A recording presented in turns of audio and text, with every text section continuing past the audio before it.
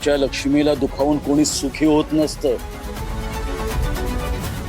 देवांश, तुझ्या मागे तुझ्या बायकोची पुण्याई होती, पण आता तू ती गमावलीयस. संपलायस देवांश जहागीरदार, तू संपलायस आता.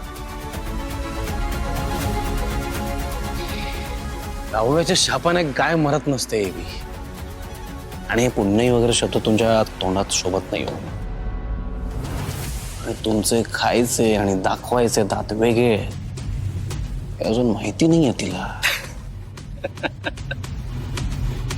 तुझ्या हातातून टेंडर गेले, फार झोंबलेलं दिसतंय तुला. आणि हे टेंडर तुम्ही कसं मिळवलंय हे सुद्धा माहिती आहे मला. माहिती आहे ना, ज्याला जिंकायचं असतं ना तो ऍट एनी कॉस्ट बाजी मारूनच जातो. देवांश, टेंडरचे पेपर जरी सईच्या मोबाईलवरून माझ्या मोबाईलवर आले असले तरी ते तिने पाठवलेले नव्हते.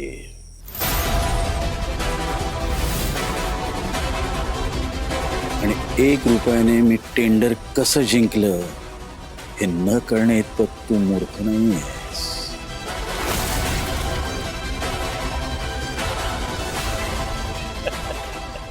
हे जग 4 शहाण्यांमुळे चालत नाही, तर इतर 96 मूर्खांमुळे चालतं.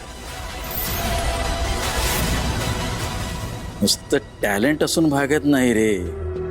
योग्य वेळी योग्य माणसाचा शिडीसारखा वापर करता आला पाहिजे. तसा तुम्ही माझ्या वडिलांचं केला होता तसा ना.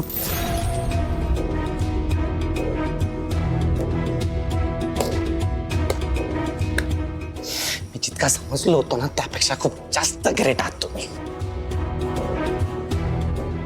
सई, मी परत एकदा विचारतोय, तुम्हाला खरंच या माणसाबरोबर काम करायचंय? मला वाचवायच्या नादातनं या माणसाने स्वतःचा खोटेपणा उघड केला. पण काहीही झालं ना तरी तुमच्या या नव्या बॉसला मी टेंडर मिळू देणार नाहीये. सई, त्या तुझ्या नवऱ्याची मला खरंच खूप काळजी वाटते ग. त्याला काय वेडबीड लागलंय की काय? देवांश बाळा, अरे ते टेंडर मी ऑलरेडी जिंकलंय रे. काही दिवसातच मी काम सुद्धा सुरू करणार आहे. येणाऱ्या 24 तासात हे कॉन्ट्रॅक्ट माझं असेल.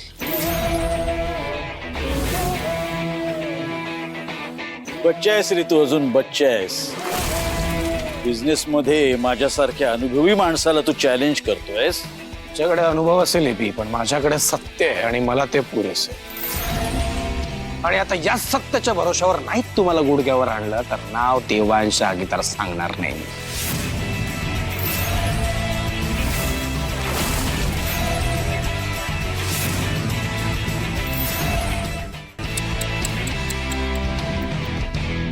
सई, मला खूप काळजी वाटते का याची.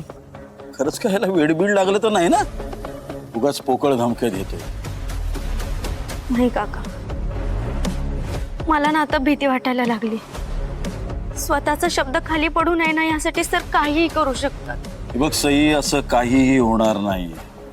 मी माझं काम लवकरात लवकर सुरू करणार आहे आणि देवांशने काही केलं तरी तो मला अडवू शकणार नाही. मूर्ख मुलगा आहे. बाय द वे, मला एक गोष्ट कन्फेस करायची. कसली? तू जेव्हा माझ्या ऑफिसमध्ये आली होतीस तेव्हा माझा तुझ्यावर विश्वास बसला नव्हता. आणि आता पूर्ण बसला विश्वास. तू बोललीस हे खरंय, डोकं फिरलंय. तर आणखीन एक गोष्ट. काय? तू याच्याकडून जे पैसे घेतलेस ना ते त्याला परत कर. उद्या देईन मी तुला पैसे. याच्या तोंडावर फेकून मार. आणि तरी सुद्धा त्याने काही त्रास दिला ना तर त्याच्या विरोधात आपण पोलीस कंप्लेंट करूया. याची चांगली जिरवूया आपण. काल बिझनेस मध्ये उतरलेला हा पोरगा अनंत बोजेवारला शिकवणार आहे बिझनेस काय असतो ते. अरे एवढी मोठी पार्टी दिली आहे मी, तर लेट्स सेलिब्रेट. हा तर देशमुख बघ,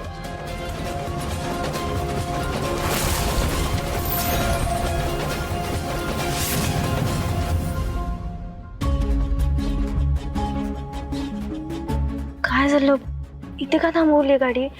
पुढच्या गल्लीत सोडणार होतात ना मला. सई आपण परत जाऊयात. का? काय झालं आता अचानक? Sai I am extremely sorry. पण कशाबद्दल? सई या बिझनेसच्या चक्करमध्ये मला तुमचा जीव धोक्यात नाही घालायचा आहे. सर तुम्ही का घाबरताय? मला काहीच होणार नाहीये. पण मला रिस्कच घ्यायची नाहीये ना सई. काल रात्री पार्टीवरनं घरी आल्यानंतर मला झोपच लागली नाही. एक सेकंड सुद्धा झोप लागली नाही. काल काल काहीतरी खूप मोठं होता वाचलं. कसं तरी आपण ती सिच्युएशन सांभाळून घेतली म्हणून. पण परत असं एबीला फसवणं सोपं नाही आहे सई. मला माहिती आहे सर की एबी खूप स्ट्रॉंग आहे, त्यांच्याकडे खूप पैसा आहे, माणसं आहे, ताकद आहे, सगळं काही आहे त्यांच्याकडे. पण या सगळ्यापेक्षा ना आपल्याकडे खूप महत्वाची गोष्ट आहे. काय? आपलं प्रेम. आणि आपल्या प्रेमाची या सगळ्याशी तुलनाच होऊ शकत नाही. आपल्या प्रेमावर माझा खूप विश्वास आहे सर. खूप ताकद आहे आपल्या प्रेमामध्ये. आपण हे सगळ्यांना खूप छान पद्धतीने हँडल करू शकतो. आणि आपलं हे प्रेमच आपल्याला यश देणार आहे. मला काही होणार नाहीये सर. आणि मी काळजी घेईन ना स्वतःची.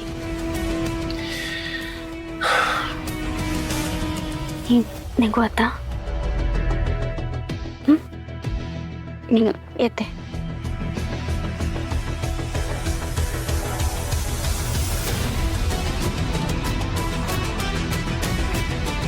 काही नाही होणार आहे मला.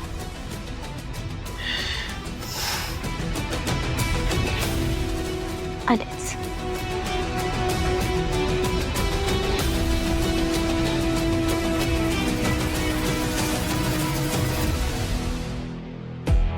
मे आय कम इन सर?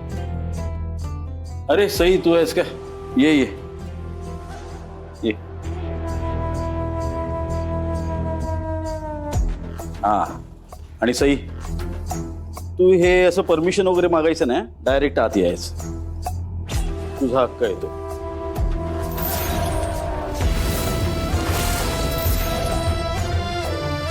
काका कसला विचार करताय? सई राहून राहून मला एकच प्रश्न पडलाय. कोणता? तू पार्टीला येणार आहेस हे देवांशला कसं कळलं? याचा अर्थ एकच होतो सई. काय? काल तू ओघात बोलून गेलीस.